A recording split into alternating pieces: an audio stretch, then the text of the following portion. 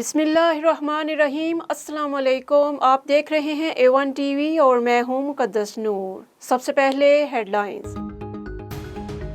Imported हुकूमत ने 4 माह में मुल्क का बेड़ा गर्क कर दिया। साबिक वजीर आज़म इमरान खान कहते हैं महंगाई आसमान पर, मईशत ज़मीन पर आ गई। सनतें बंद, बेरोजगारी बढ़ गई। IMF कह रहा है महंगाई मजीद बढ़ेगी। मौजूदा हुक्मरानों से मुल्क संभाला नहीं जा रहा, सियासी इस्तेहकाम न आने से हालात बिगड़ेंगे। वज़ीर आज़म, उसके भाई और जरदारी ने पैसा लूट कर बाहर भेजा। सैलाब से बचाव के लिए डैम्स बनाने पड़ेंगे। चेयरमैन PTI इमरान खान का फैसलाबाद में जलसे से खिताब। अगले एतवार को सैलाब ज़दगान के लिए फिर टेलीथॉन करने का ऐलान। सिंध में सैलाब मुतासरीन की इमदाद। इमरान खान आज सखर का दौरा करेंगे। इमरान खान सखर में सैलाब मुतासरीन के कैंप का दौरा करेंगे। PTI के तहत मुतासरीन सैलाब में इमदादी सामान तकसीम किया जाएगा। इमदादी सामान की तकसीम की तकरीब से इमरान खान खिताब करेंगे। इमरान खान सखर में PTI सिंध के इजलास की सदारत भी करेंगे।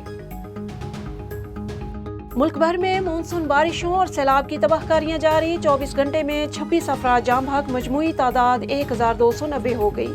NGMA के मुताबिक सिंध में मजीद 22, खैबर पख्तूनख्वा और बलोचिस्तान में 2 अफराद जान की बाजी हार गए। हालिया बारिशों और सैलाब के बाईस 12,588 अफराद जख्मी भी हो चुके। मुल्क भर में 247 पुलों को नुकसान पहुंचा।